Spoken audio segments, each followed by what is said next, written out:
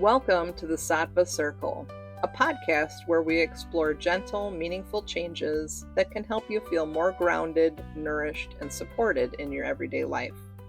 I'm Amanda Mitchell, Ayurvedic mentor, and I'm here to guide you through simple, real-world practices that support your body, mind, and daily rhythm. In each episode, I'll guide you through simple Ayurvedic practices you can actually fit into your real life. We'll explore digestion, hormones, skin health, nervous system support, sleep, daily routines, and the tiny habits that create big results over time. Nothing overwhelming, nothing that requires you to overhaul your entire lifestyle, just practical, nurturing shifts that help you come home to yourself. Ayurveda is about gentleness and simplicity. If you're ready to feel more balanced and connected, one simple shift at a time, you're in the right place. Welcome to the Sattva Circle. So today we're going to talk about morning rhythms to support a calm and clear day. Ayurveda sees morning energy as foundational. Have you gotten off on the wrong foot and then the rest of your day was a domino effect? I know I have. Your alarm goes off, you hit the snooze, and then you remembered you have to make your lunch or throw your dinner in the crock pot before you head out the door. And then you realize you don't have anything to wear that day, you're late for work, you spill your coffee, and so it goes like that the rest of the day. I'm sure you know what I'm talking about. Gentle routines create mental clarity and digestion support. When your body has a regular routine, it is able to relax into that routine and not stress about stuff. When you have your morning set on the evening before, things will go a lot smoother in the morning.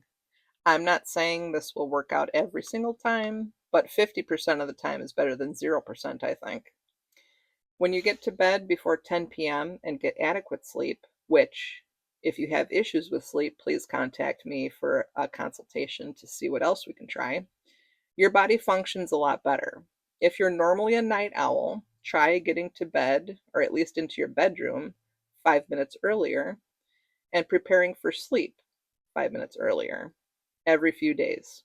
So Monday you'll go to bed at 11, and then Thursday you try getting to bed at 10:55 instead of 11. So eventually you'd make it to sleep before 10 p.m., which is the target time. Our circadian rhythms operate on the amount of light you get during the day. If you're up way past sunset and waking past the sunrise, you're setting yourself up for all kinds of issues. Those who work third shift, in particular, are at risk for a lot of issues. I'm not telling you to quit your job, but you might want to think about it if you're having some major wellness problems. And especially those who work swing shift, where you're sometimes on third, sometimes on second, sometimes on first, and it goes into a rotation. Like that really messes up your system. As I've stressed in the previous 3 episodes, you don't need a long checklist. Small shifts work. Instead of waiting for the morning to arrive and your alarm goes off as it's time to start your day, and you find yourself hitting the snooze perhaps more than once, then it is time to think about getting to bed sooner. Try baby steps of just 5 minutes sooner than you normally do. I know nighttime is when you get your me time. Been there as well, especially with my 2 kids. When I say your morning and the start to your day will be more peaceful, it means for you, not necessarily for your kids, as I witness every single morning. So start with yourself and then work on the rest of your family with sleep. So this is a typical Ayurvedic morning flow, and I try to stick to it. I'm not saying I'm perfect because I'm not. Nobody is. But this is just a general morning flow you can try. So wake gently, no jolting alarms. If you find the alarm on your phone, or if you have an old school alarm clock like I do, and they're too jolting for you, there are alarm clocks that wake you with warm light mimicking the sun, which is a nice gentle way of welcoming you to the day. The second thing you can do is warm water. Drink warm water before anything else. Obviously, go to the bathroom if you need to do that first. Then drink a small glass of warm or room temperature water. This wakes up your digestive system, including your liver. Tongue scraping, as we discussed in episode 2. If you haven't listened to that yet, go back and listen to it after this episode is over. The next thing is a moment of stillness, either some deep breaths, prayer, or just some reflection on what you hope to get out of the coming day. Humming or bee breath is a great way to clear out your sinuses and meditate or pray for your family for the day without having to sit in silence. I also have a video on bee breath in my YouTube channel, which I'll include in the show notes here. This starts your day off peacefully, as well as getting a conversation with God going. The next thing you can do is some light movement, stretching, a few deep breaths. Just standing and putting your arms over your head is a nice stretch for your whole body. Obviously, if this hurts, don't continue to do the stretch. And the last thing you can do for a super nice morning pick-me-up is getting outside for a quick walk around the block, or sitting by a window and getting sunlight is a great start to the day as well. It will set your internal clock, which is your circadian rhythm, as well as expose you to the blue and red UV light that is healing for the body. So, choose one morning shift to do this week. Drink some warm water in the morning or throughout the day. This reduces sluggish digestion. Or practice 1 minute of deep breathing.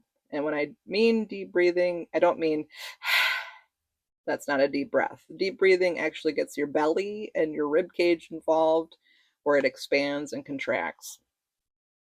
This will reduce the morning cortisol spike. Breathing and humming, so the bee breath. And then the last thing you can try is going outside for 1 minute this in the morning. This will reset your circadian rhythm as well. So pick one of those 3 things this week to try. And I would love to hear if something shifted for you after the week is up. And you can put that in the comments section underneath this video. That would be great. The morning shift that changed the most for me is getting up at 6 a.m. or around that time. According to Ayurveda, waking at or before 6 a.m. Or at least before the sun rises. And here in Wisconsin, in the winter, it's very hard to get up because it's pitch black outside. But I also combine getting up at a regular time every single day at 6 with drinking the warm water throughout the day. That does seem to help with any aches and pains that I used to have when I would get up in the morning. Like my back would hurt, or my legs would be sore, or, any number of things. That combination seemed to help me the most. Sometimes I don't want to get up that early, and sometimes I do sleep in, especially on Sundays when we're all home together. It's like, I want to sleep in a little bit. So I do it, and I don't beat myself up about it. That's the great thing about Ayurveda, is just do what feels right for you. Some days you might need a little extra rest. But most days, try getting up before the sun or 6 a.m. That seems to be the ticket. So, thank you for joining me today on the Sattva Circle. If you're looking to begin your journey, I invite you to download your free Radiance Reset Guide, available on my website, sattvamw.com. It's a great reference to begin your Ayurvedic journey today. Inside, you will find daily Ayurvedic rituals and hormone balance, natural remedies from menopause symptoms like hot flashes, night sweats, and mood swings, self-care practices for more energy in perimenopause, and some simple lifestyle tips for better sleep and a calmer mind. If this episode resonated with you, I invite you to follow the show so you never miss your weekly wellness reset.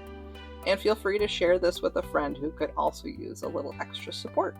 Until next time, take meaningful care of yourself.